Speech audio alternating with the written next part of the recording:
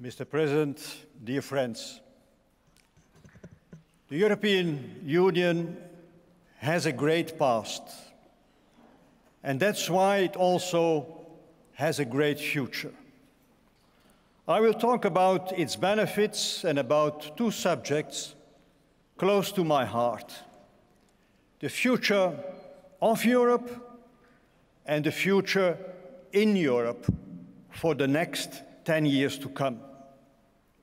If 70 years ago someone had told the founders of the European Union and even the founders of the European People's Party 40 years ago that today we would number 28 members, that 19 of us would share a common currency, and that communism and the Soviet Union would no longer exist, no one would have believed it. Even in the recent years, we have repeatedly heard talk of the end of the Eurozone, the end of the Schengen area.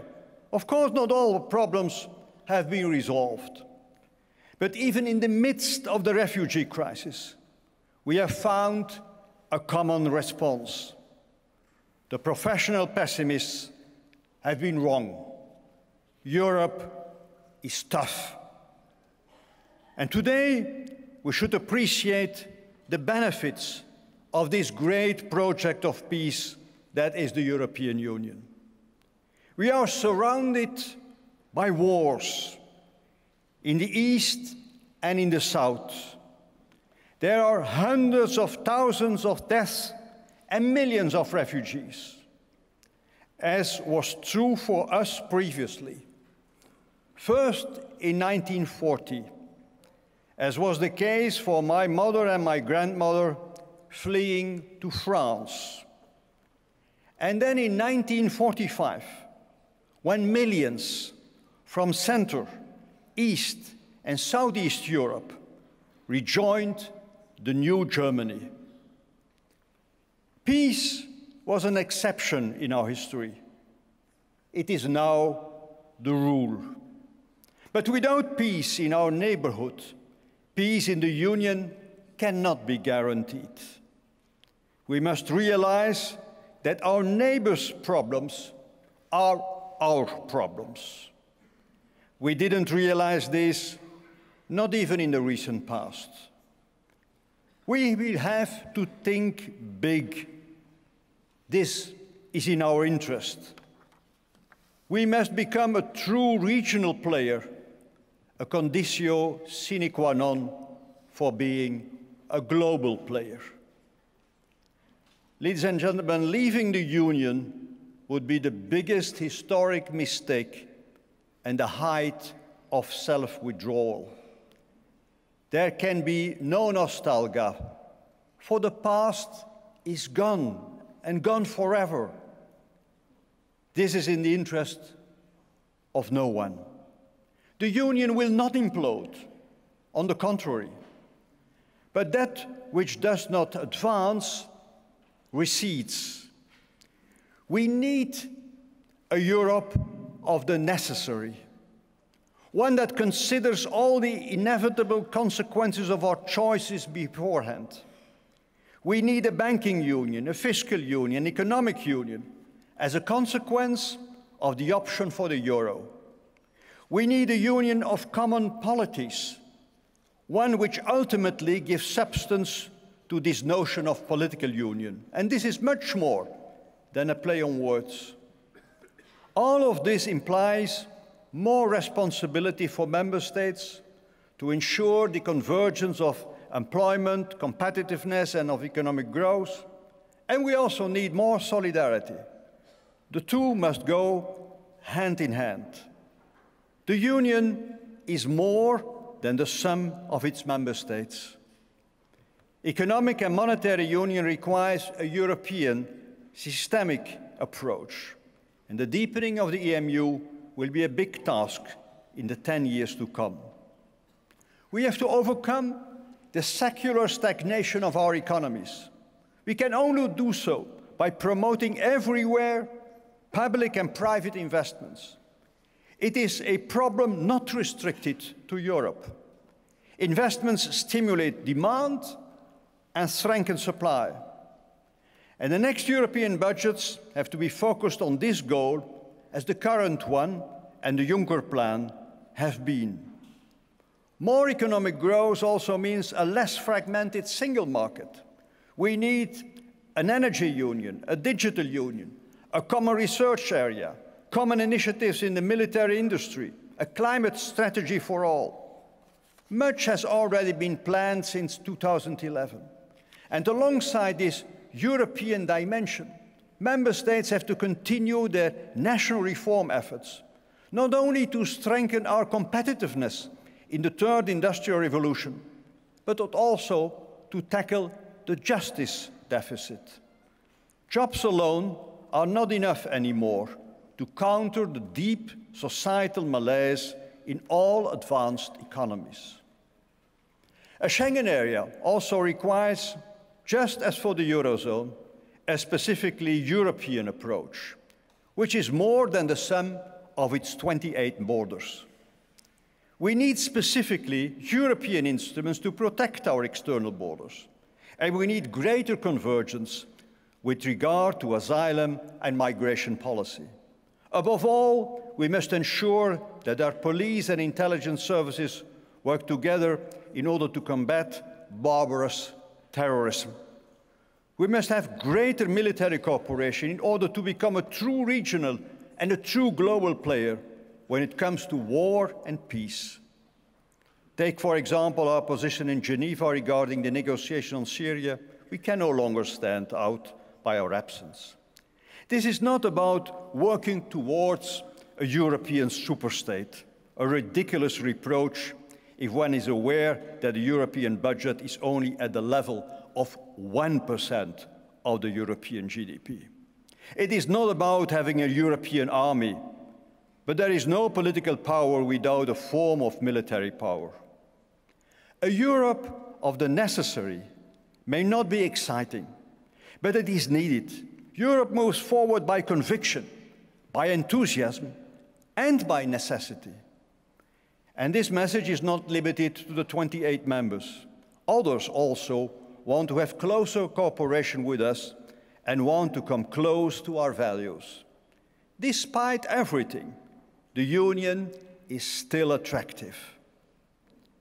The European Union is a mix of member state action and the strength of common institutions. In the Eurozone crisis of 2010 to 2012, member states were able to give new powers to these institutions. This is the way forward. We will not build a stronger Europe by pitting member states one against another, nor by pitting the institutions against the member states. We must not be rivals, but rather servants of a common cause, namely the general European interest, which is more than the sum of the national interests.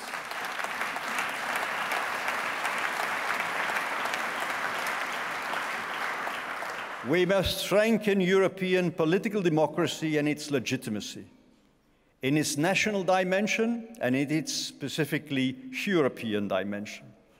Already today, we see at the national level a Europeanization of domestic politics. National parliaments want to and can play a more important role. We can no longer be in agreement in Brussels, yet blame Brussels whenever things begin to go wrong. The European Parliament expresses authentically the voice of European citizens. It cannot yet do this enough. The interest of Europe is the job of all these actors. It is too important a project to entrust to a single one of them. Modifying and adapting the treaties must also move ahead in this same sense. But the aim is not to end up with a weaker Europe. When circumstances are ripe, we can revive the idea. And many things can be done during the next 10 years within the treaties. But we must reflect on the future of Europe. And this work of deep reflection can begin tomorrow. Ladies and gentlemen, we need also a Europe of results. We will not convince Eurosceptics or enemies of Europe without being able to demonstrate that the Union is successful, for example, in its fight against unemployment, growing inequality, climate change, terrorism, uncontrolled immigration, fraud and international tax evasion, unfair competition or social dumping. The time for talk is over. We don't need nostalgic chants about the past, but rather concrete results, the Europe of results. Often this will be a combined effect of member states and the Union, but citizens will only like Europe when it is a Europe of results. The European Union is a space, but also a place. It has opened up opportunities for many workers, students, citizens, tourists, business people, and expats. We must preserve the acquis, correct abuses, and above all, not fall into protectionism. We may not be afraid of opening to world trade. Of course, all the while being mindful of fair terms and preserving our European model. The Union must also be a home, not an alienating factor. Europe must protect, of course, but without falling into protectionism.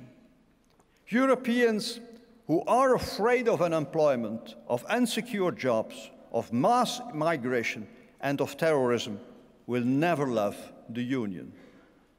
On the contrary, they will reject it, just as they will surrender to adventurers who threaten national democracies. Because, let us make no mistake, the enemy for some is not merely Europe. Democracy itself is at stake. Europe must remain a Europe of values.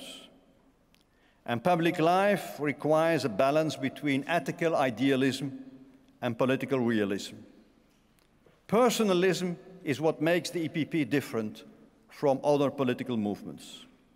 Each person counts, whatever be his nationality. We need rootedness as well as openness. We need identity, but not an identity which is closed, which does not understand living together with others. Our societies must be based on one civilization and many cultures, between what binds us and what makes us different. A civilization means political democracy, the rule of law, non-discrimination, equality between men and women, the separation between religion and the state, and fundamental liberties. And around these shared values, several cultures, religions, and convictions can gravitate. They must dialogue and meet together. True dialogue requires respect, listening, compromise, and moderation. Yes, moderation. But dialogue is not called for with those intolerant voices who oppose civilization. Barbarians must be fought against and eliminated. All this, Europe cannot do without the political will to do it, without real and authentic solidarity. And Europe has come up short lately. Even if we succeed in finding common responses to unprecedented challenges and to crises more difficult than those our predecessors had to face, without this true European spirit, nothing can be done. Even if society is hesitating, its leaders must remain focused on the future cause while doing everything they can to convince citizens. In defending Europe and in not rendering it responsible for own national mistakes, in obtaining results, in speaking with one voice and in conveying the same message. And I particularly welcome the role of the European Union played in Paris in the COP21. We were ambitious and we showed leadership. We conveyed a message in the most crucial issue for the survival of the human race. Ladies and gentlemen, dear President, we need this European voice much more than we need institutional debates. Europe will be or will not be, with or without this European spirit. The EPP must come together around a certain idea of Europe. There is no future for our young people without the Union. And British youth are overwhelmingly in favor of Remain. The older, anxiety-filled generation cannot take the future from the young. Fear has nothing to do with wisdom. We must transform fear into hope.